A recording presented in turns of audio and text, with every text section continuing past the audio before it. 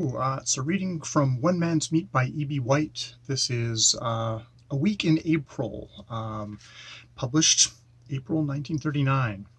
Saturday, a full moon tonight, which made the dogs uneasy. First a neighbor's dog, a quarter of a mile away, felt the moon, and he began shortly after dark a persistent complaint, half longing. Then one big dog, whose supper had not sat well, took up the moon song.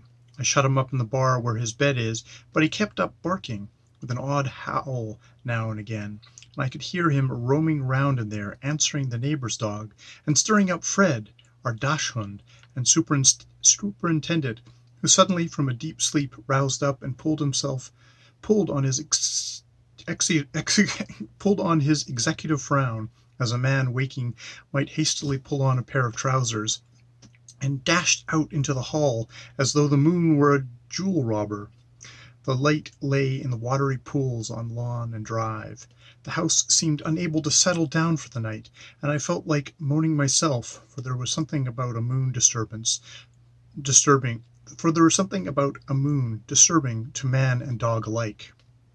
Once, when I was a child, I had waked from a bad dream to find moonlight pouring in the room, falling across my face like a flashlight or prowler. I was frightened. The moon seemed an intruder in the bedroom. Since that night I have been uncomfortable on moon nights, and have seen to it that the shade was drawn. I don't know what it is that dogs feel, but it must be something very deep, troubling them. Perhaps an ancient imitation of good hunting. Last night my neighbor C died. He was here at the house in the forenoon, driving his truck. He mentioned that he wasn't feeling just good. Later in the afternoon he took a chill. Before midnight he was dead. C's death came just a few months after he had gotten his life fixed up to suit him. A common enough sequel to an endeavor. After years of planning it, he built a new workshop last fall, his proper dream. I think the extra effort it took to get his life arranged to his liking was too much for his strength, and brought on his death, a coincidence which, in milder form, happens to everyone. Sunday, woke to find the wind blowing from the sea and the sky overcast. 3 starlings sat gloomily in the Balin Gilead tree, awaiting better times, and in the ploughed field some crows held a special meeting and took a vote. In an hour it was snowing. Dameron, the lobster fisherman, stopped in tonight to return some books. He is the one book borrower I fully trust. He borrows more of my books than anyone else has before, but he brings back more too, usually wrapped in paper and tied with a string, which is the proper way to transport a book in unsettled weather. Mrs. D is one of the 2 people I know who have read Joseph in Egypt. I know many who own it, few who have read it. Dameron stayed a while. He told me at one time a great deal of clam bait for the Banks fishermen was dug here in this cove. An acre of clams used to be about the best crop any man could cultivate, but nowadays a man can dig a tide in and out and does well to make $1. Every tide was good for $4 to $6 in the old days. D says the gulls have ruined clamming. They eat the seed. The seed clammers leave, that is, the small clams which the rake turns up, but which are too small to be harvested. The government protects gulls, of course, but D thinks gulls should be destroyed before they destroy us. Seals, too. Seals are death to lobsters. Seals and gulls are the enemies to watch out for, in D's opinion, so well as Germany and Italy. The rumor got around that I was running for the school board. There was nothing to it. D tells me that it was a lucky thing I didn't run. You would have been murdered, he said, as he said he heard a woodcock yesterday would take me to where I would. He said He heard a woodcock yesterday and would take me to where I could see it sky dance. Monday. The cat, David, is lying beside me, a most unsatisfactory arrangement, as he gives me hay fever. My sensitivity to cats defeats the whole purpose of a cat, which is to introduce a note of peace in a room. Tuesday. News today from friends who are here in America from Venice. They are able to stay 1 year on a visitor's passport, but they say that 1 year sounds to them like an eternity after the day-to-day existence of European living. Although they are, in the phrase, Aryans, they are against the Hitler government. Hopefully and passionately they await its end. So they say to the majority of the citizens of Vienna. In Vienna, the only topic of conversation is genealogy. You go out to visit friends and you spend the evening in the branches of their family tree. The matter of blood is so vital, no one can think of anything else. A writer whose wife's grandmother was a Jew is not permitted to write. A doctor whose father's half-sister lacked the Aryan stamp is not allowed to practice. These fine people are dying, says my friend. But we mustn't talk about it. Spies are everywhere. We dare not speak of Vienna. Wednesday. Today the warmth struck through the fair. Today the warmth struck through for fair and reached the earth. The sun boring into the snow. The ditches alive with overflow and gurgle. Daylight strong and ample along the planks, bridging the mud in the yard. Under the spruce boughs which overlay the borders, the first green shoots of snowdrops appeared. The first green shoots of snowdrops appeared, the indestructible. When I walked to the mailbox, a song sparrow placed his incomparable seal on the outgoing letters.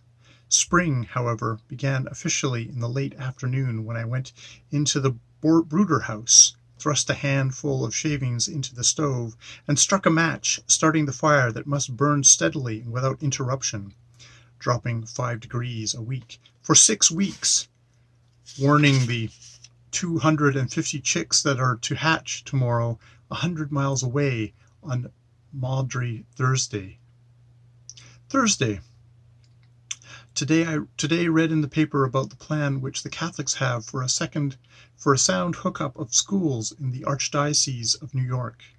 According to the newspaper account, the plan is contingent on their finding a commercial sponsor. This is the most important item in the news, I thought, at far outdistancing the day's aggression in Middle Europe. For although the parochial system is not the pattern for our American public schools, nevertheless, most children's diseases are contagious, and I have no doubt this latest one is too. The desire to make one adult voice audible to all children, even though the expenses are best met by a commercial product, is too attractive to be denied for long. Such dissemination is inevitable, just as it was inevitable that one orchestra would serve 100 hotel dining rooms and that music should be called Muzak. The expenses can be defrayed by the manufacturer of licorice candy, who then automatically becomes a leading educational force in the nation, holding in his 2 hands the coveted gift of sound. Probably before these words reach print, the Archdiocese headquarters will be broadcasting direct to the classrooms, and one more wall will have crumbled that once made a house.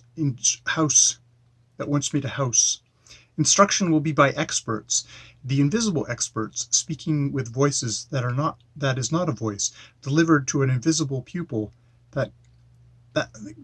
delivering to an invisible pupil the canned lesson courtesy of the advertised product. One of the proponents of the Catholic communication system explained that it would be the most useful device in the academic emergencies. For instance, as in the case of an examination containing an unfair question being distributed to the schools. "Attention," he said, pretending that he was already wired to the children. "There is an error in the test paper for 6B in arithmetic. Question 3, part 2, does not belong to," etc. There would be there would then presumably be slight pause for diocese identification and a 2-minute plug for licorice candy. This emergency of the faulty examination paper and the unfair question is, I think, just a taste of the greater emergencies which a government-sponsored sound system could cope with. For when the time comes, the public educator's voice will be heard in the tiniest schoolhouse on the furthest hill.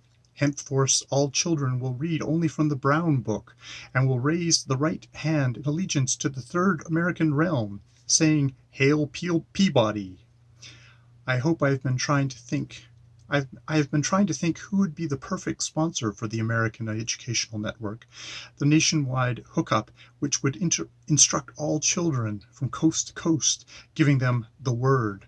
I've decided that Wheaties is the perfect company, for Wheaties, given flashlights as premiums, and those lights which help the children find their way out of a room that have grown dark. Friday. A letter this morning from John McNulty, my most satisfactory correspondent, as he writes infrequently and on matters that concern us both equally. His letter begins, "Dear Andy, described in detail the purchase and installation of Welshbut's mantle.